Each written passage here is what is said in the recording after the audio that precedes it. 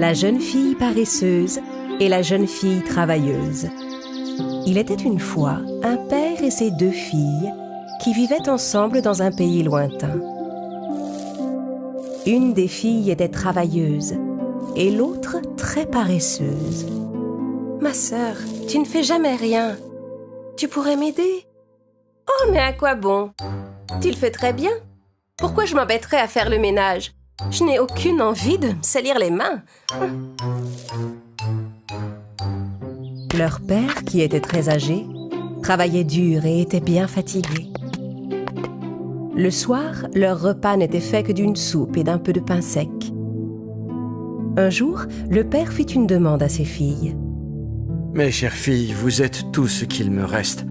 Je vous aime beaucoup, mais je ne peux plus subvenir seul à vos besoins. Vous avez grandi, vous êtes des femmes maintenant.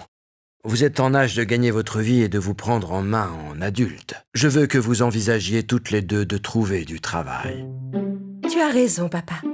Dès demain matin, je partirai pour chercher du travail. »« Et toi, qu'en dis-tu, ma fille? » ?»« Si ma sœur travaille, eh bien, ce sera suffisant pour t'aider. Et moi, je n'aurai qu'à m'occuper de la maison. » Le vieil homme fut rassuré de voir ses filles si motivées. Le lendemain, alors que la jeune fille travailleuse quittait la maison pour chercher du travail, son père s'avança vers elle. « Ma chère fille, j'ai un conseil à te donner. Ne refuse jamais d'aider quelqu'un qui te le demande.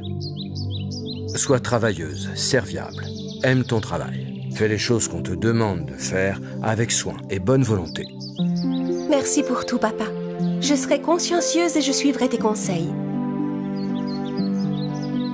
La jeune fille travailleuse se mit en route, tandis que la jeune fille paresseuse, qui prétendait s'occuper de la maison, ne faisait rien du tout. La maison était de plus en plus en désordre et plus sale de jour en jour. La jeune fille travailleuse marcha pendant des jours, sans trouver personne pour l'embaucher. En chemin, la jeune fille travailleuse rencontra un arbre dont les racines et les branches étaient toutes sèches. « Bonjour, jeune fille, accepterais-tu de nettoyer un peu mes branches et de donner de l'eau à mes racines ?» La jeune fille travailleuse nettoya toutes les vieilles branches de l'arbre, sans se soucier de ses mains écorchées. Puis elle arrosa ses racines avec l'eau de sa gourde. « Oh, merci beaucoup, jeune demoiselle. Mais maintenant, c'est toi qui n'as plus rien à boire dans ta gourde. »« Ça ne fait rien. Tu avais besoin de mon aide, alors je t'ai aidé. Je trouverai sûrement de l'eau quelque part en chemin. » La jeune fille travailleuse se remit en chemin. Un peu plus loin, elle passa devant un four en pierre dont plusieurs parties étaient cassées. « Bonjour, jeune fille. Tu pourrais me réparer pour que j'aie meilleure allure ?» La jeune fille travailleuse ramassa de la boue par terre et reboucha toutes les fissures du four. « Merci beaucoup, jeune fille. Mais regarde, tu es toute sale à cause de moi. »« Oh non, ça ne fait rien. Ne t'en fais pas. Tu avais besoin d'aide?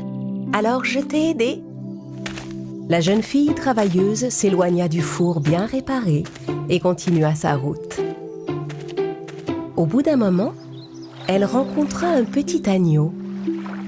Le petit agneau était noir comme du charbon, de la tête aux pieds. « Bonjour, jeune fille, regarde-moi. Je suis tombée dans un tas de charbon tout noir. Tu voudrais bien me laver dans l'eau du lac ?» La jeune fille travailleuse lava l'agneau avec l'eau du lac. L'agneau retrouva toute sa blancheur d'origine. « Merci beaucoup.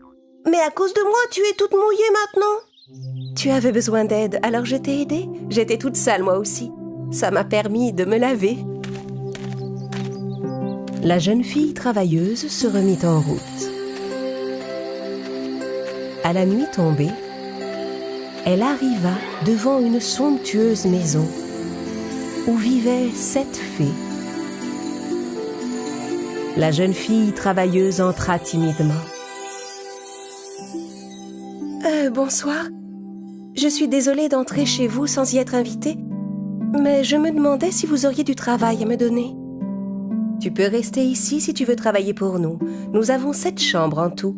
Il faudra que tu nettoies 6 d'entre elles, chaque jour, consciencieusement, mais jamais tu ne devras entrer dans la 7e. La jeune fille accepta le travail. Elle nettoya les 6 chambres consciencieusement chaque jour, comme l'avaient demandé les fées, une année entière. Elle n'entra jamais dans la 7e chambre. Et quand elle eut gagné assez d'argent, elle demanda aux fées la permission de rentrer chez elle. « Bien sûr, jeune fille, tu peux rentrer chez toi. Tu l'as bien mérité, mais dis-moi, pourquoi n'es-tu jamais entrée dans la 7e chambre? Mon père m'a appris à faire mon travail avec soin et bonne volonté. Mon travail chez vous consistait à nettoyer 6 chambres sans entrer dans la 7e, c'est ce que j'ai fait. C'est ce que vous m'aviez demandé. On aimerait te remercier non seulement pour ton travail, mais aussi pour ton dévouement et ton honnêteté. Suis-nous. » Les fées invitèrent la jeune fille à entrer dans la 7e chambre. En ouvrant la porte, la jeune fille découvrit des tas de pièces d'or et d'argent. Tu peux te rouler au milieu des pièces d'or et d'argent, et toutes celles qui se colleront à toi t'appartiendront. La jeune fille travailleuse se roula en tous sens au milieu des pièces. En se relevant, elle brillait comme une étoile avec toutes les pièces collées sur elle. La jeune fille travailleuse dit au revoir aux fées et rentra chez elle. En chemin, elle rencontra l'agneau qu'elle avait lavé. Il était couvert de perles. « Je n'ai pas oublié l'aide que tu m'as apportée, jeune fille. Serre-toi, prends autant de perles que tu veux. » La jeune fille travailleuse remercia l'agneau, passa des perles autour de son cou et de ses poignets, puis se remit en route. Elle passa devant le four en pierre qu'elle avait réparé. « Je n'ai pas oublié l'aide que tu m'as apportée, jeune fille.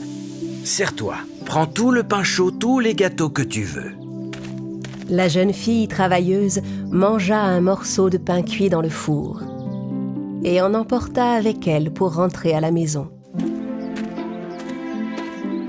Un peu plus loin, elle vit l'arbre qu'elle avait arrosé. Il était couvert de fruits. « Approche, jeune fille. Je n'ai pas oublié l'aide que tu m'as apportée.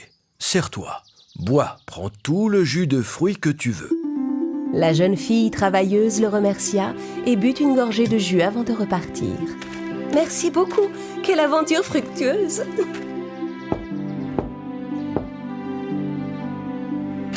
Son père et sa paresseuse sœur vinrent l'accueillir. La jeune fille ouvrit son baluchon plein d'or et de perles. La jeune fille paresseuse fut folle de jalousie en découvrant que sa sœur était devenue si riche. « Toutes ces pièces d'or!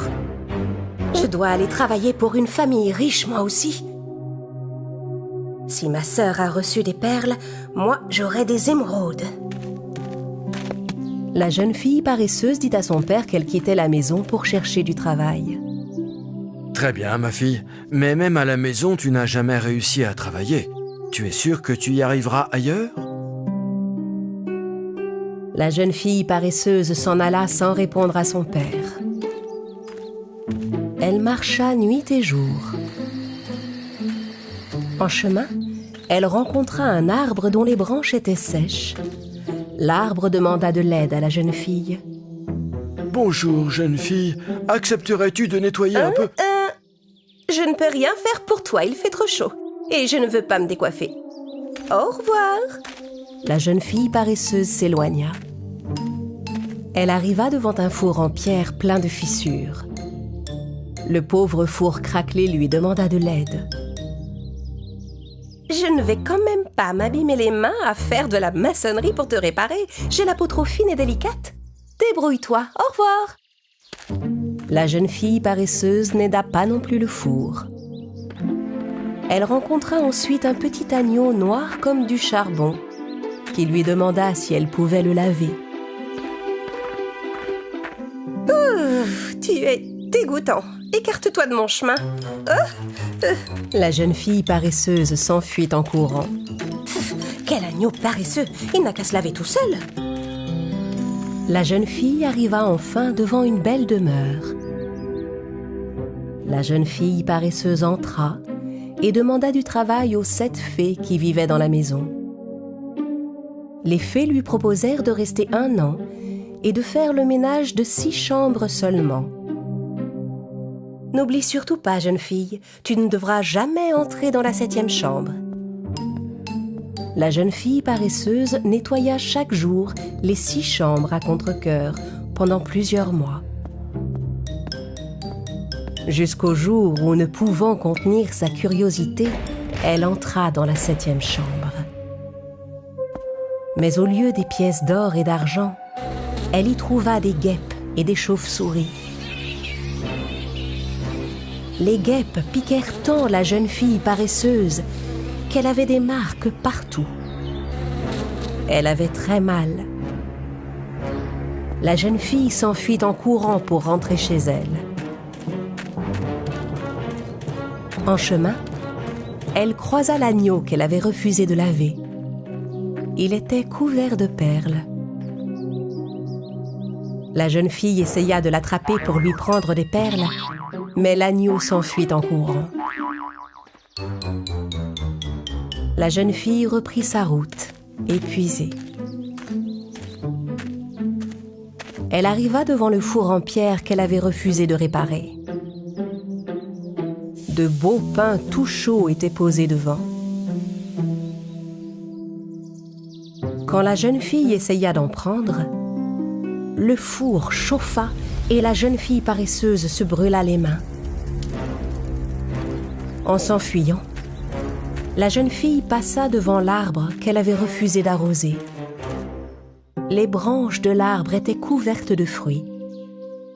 Quand la jeune fille paresseuse essaya d'en cueillir, l'arbre se pencha en arrière. La jeune fille alla de l'autre côté, mais l'arbre se pencha dans l'autre sens.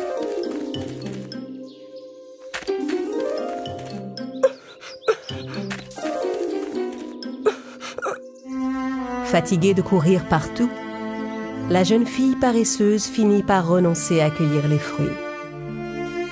Elle marcha 2 jours de suite sans s'arrêter et arriva enfin chez elle. En la voyant arriver, les vêtements sales et couvertes de plaies, son père et sa sœur furent stupéfaits. Pleine de remords, la jeune fille leur raconta ses mésaventures. « Je ne peux pas croire que ça fasse aussi mal. J'aurais dû les écouter. Me voilà bien punie. » Ma très chère sœur, tu comprends maintenant combien il est important de ne pas ménager sa peine. Rappelle-toi, ma fille, si tu travailles dur, avec honnêteté et bonne volonté, tu seras tôt ou tard récompensée, mon enfant. À partir de ce jour, la jeune fille ne fut plus jamais paresseuse. Les 2 sœurs travaillèrent dur toutes les 2 et en furent bien récompensées. Et toute la famille vécut ensemble une vie paisible et heureuse dans leur charmante maison.